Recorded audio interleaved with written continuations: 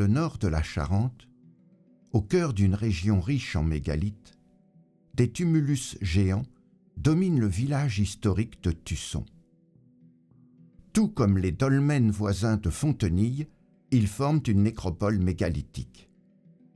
Composée d'au moins 4 tumulus de pierre, également appelés cairns, cet ensemble était destiné à être vu de loin. Aujourd'hui, la végétation masque complètement les vestiges de ces monuments.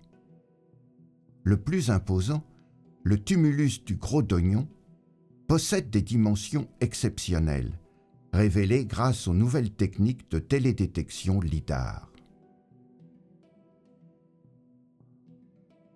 En 2011, sur le site du Peu de Charmé, à 3 km des cairns, une prospection aérienne montre la présence de structures inédites dans le sous-sol.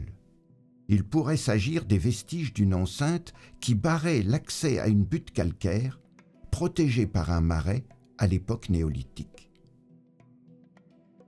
En 2014, des recherches sont engagées pour étudier ce que pourraient être les habitats des bâtisseurs de ces mégalithes. Grâce à la prospection magnétique, qui permet de détecter la présence d'anomalies dans le sous-sol sur de grandes surfaces, les fouilles ont pu être efficacement guidées vers les secteurs au plus fort potentiel archéologique. Cette première campagne de fouilles a permis d'évaluer l'état de conservation des structures ainsi que de confirmer leur datation du 5e millénaire avant notre ère, époque des premiers bâtisseurs de mégalithes. Une fois dégagées, les structures creusées dans le calcaire révèlent un dispositif de barrage de l'entrée d'une enceinte à l'organisation complexe. Ce système est composé d'un large fossé externe, un aménagement dit en pince de crabe et une double tranchée de palissade dont les empreintes de poteaux sont encore très lisibles. Sur le bord externe du fossé, les traces d'un aménagement en terre crue, probablement un mur, sont exceptionnellement bien conservées.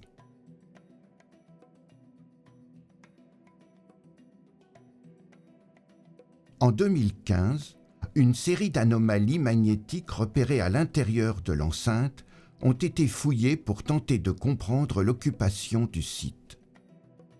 Un bâtiment quadrangulaire de 13 mètres de long pour 9 mètres de large, conservé uniquement par des trous de poteaux creusés dans le calcaire, est ainsi découvert. L'empreinte des poteaux carbonisés témoigne de sa destruction par un incendie. À proximité, on distingue les traces d'un second bâtiment et de multiples foyers creusés dans le calcaire. Le creusement d'une longue tranchée de sondage a révélé les traces de l'ancienne berge du Marais et des sols d'occupation néolithique. La palissade qui l'aborde est parfois interrompue. Des tessons de poterie, des silex ou des ossements retrouvés abandonnés en bordure du Marais, ainsi que la présence de fosses, dont une contenant les restes d'un chien, attestent d'activité domestique dans ce secteur.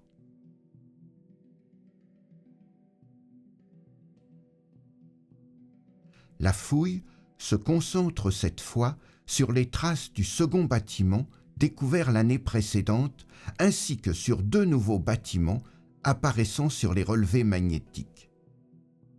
De morphologie et d'orientation comparables, ces 4 bâtiments devaient probablement faire partie d'un petit hameau installé sur le sommet du promontoire, au cœur de l'enceinte. C'est à ce jour une découverte unique pour la façade atlantique à cette période. Grâce à plusieurs sondages pratiqués à l'ouest et au nord, le comblement du fossé externe et la double tranchée de palissade ont pu être étudiés.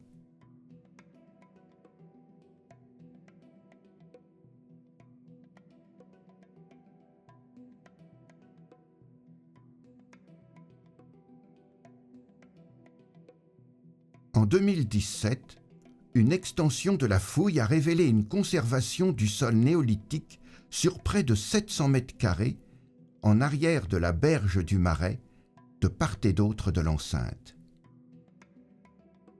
Les traces d'une structure monumentale sur poteaux, accolée à la double palissade, montreraient la sortie d'un bastion protégé par la pince de crabe. C'est une découverte inédite pour la région.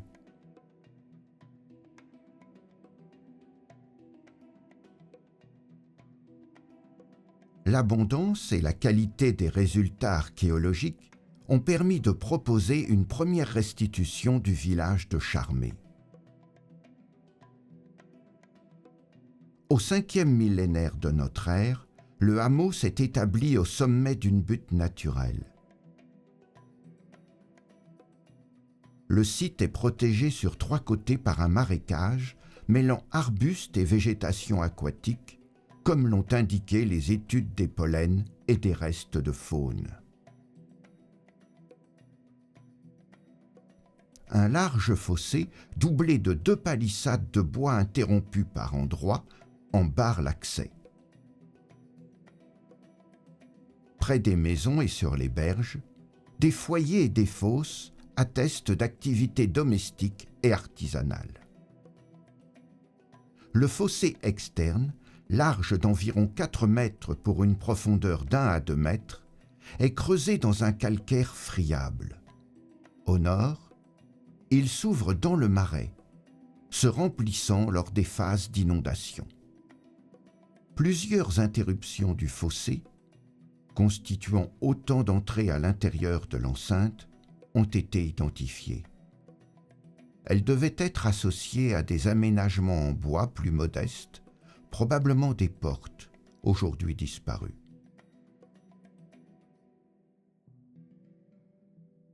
La double palissade de bois est constituée de gros poteaux de chêne. Un clayonnage formé de branchages souples obturait vraisemblablement les espaces entre les poteaux. Le long du Marais, les piquets sont plus petits, jointifs, et des passages en chicane permettaient l'accès à l'eau. Sur la berge, des traces révèlent que la pêche, le travail du silex ou de la peau devaient être pratiqués.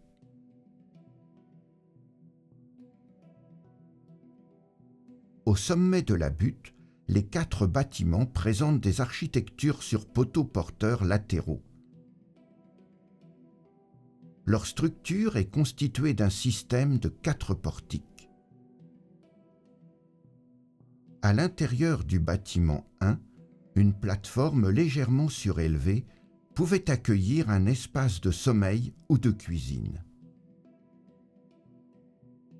Supportés par des bois longitudinaux, des chevrons peu espacés devaient permettre le soutien d'une toiture recouverte d'écorce ou de chaume. Les parois étaient constituées d'un clayonnage de branches tressées entre les poteaux porteurs, puis recouvertes d'un mélange de terre et de paille, le torchis. Sans doute incomplet, le bâtiment 4 ne peut pas être restitué dans son intégralité.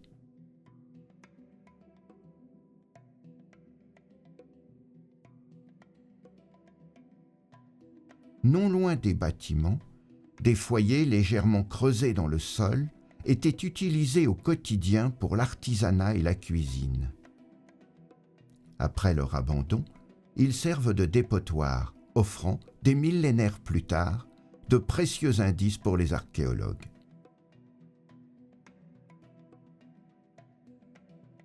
Les fonctions de ces enceintes néolithiques restent encore très débattues. Habitat collectif ou privilégié, lieu de stockage de récoltes et de bétail, de rassemblements périodiques ou encore forteresse en cas de crise ou de conflit. À Charmé, la vocation d'habitat ne fait aucun doute. La construction d'une double palissade et ses réaménagements témoignent aussi d'une volonté de marquer le territoire des vivants et de le défendre contre les hommes et les animaux sauvages. au 5e millénaire avant notre ère, les tensions sociales et le monumentalisme exacerbé constituent les traits marquants de ces sociétés d'agriculteurs-éleveurs de la façade atlantique.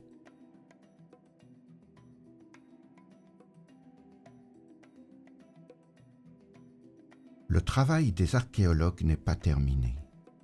Il nous reste beaucoup à apprendre sur la nature des activités pratiquées à l'intérieur de l'enceinte, la chronologie d'évolution du site et les raisons de son abandon. Les découvertes remarquables obtenues sur le site de Charmey sont le fruit de la mise en œuvre d'une archéologie moderne, permettant de jeter un nouveau regard sur ces sites monumentaux méconnus. C'est par l'analyse, mais aussi par les tentatives de restitution du territoire, habité et parcouru par les hommes du Néolithique, que nous aurons une chance de comprendre la volonté de ces incroyables bâtisseurs.